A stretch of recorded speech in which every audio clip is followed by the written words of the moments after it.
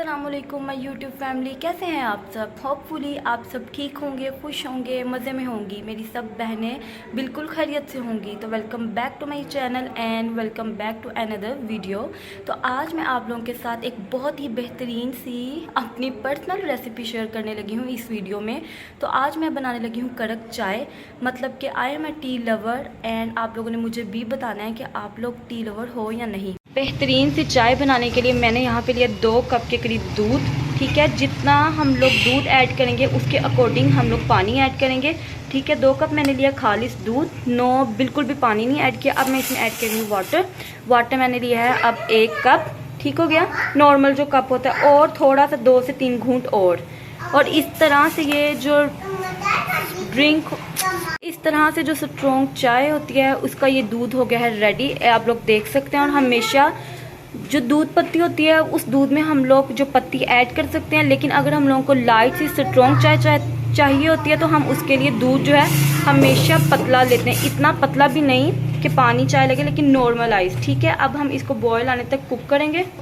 दूध को देखें बॉयल आना शुरू हो गया है, तो मैं इसमें ऐड करूँगी पत्ती थोड़ी सी हम लोग ज़्यादा ऐड करते हैं स्ट्रॉन्ग चाय के लिए, इसलिए पहले हम लोग 1 टीस्पून से 1.5 टीस्पून पत्ती ऐड करके इसको अच्छे से कुक करेंगे, ताकि हमें लोगों को पता चल जाए कलर आ रहा है या नहीं।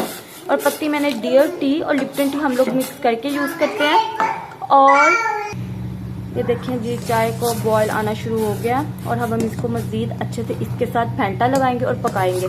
और ये जो चाय होती है बहुत लाइट होती है, दूध पत्ती जो होती है वो हमेशा मतलब कि थोड़ी सी बोझल कर देती है, और जो शुगर है ना, मैं पत्ती हमेशा थोड़ी सी तेज़ और स्ट्रॉन्ग रखती हूँ, और जो चीनियाँ कम।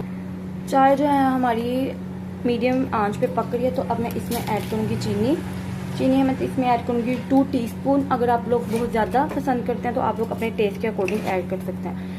अगर चाय में थोड़ा सा भी मीठा ज़्यादा तो मुझसे तो चाय पी नहीं जाती है। मैंने 3 टीस्पून ऐड किए क्योंकि मुझे लग रहा था कि कम हो जाएगी, मतलब कि नॉर्मल से भी कम होगी। और अगर फीकी हो तो तब भी अच्छी नहीं लगती, और अगर बहुत ज़्यादा मीठी हो तो तब भी अच्छी नहीं लगती।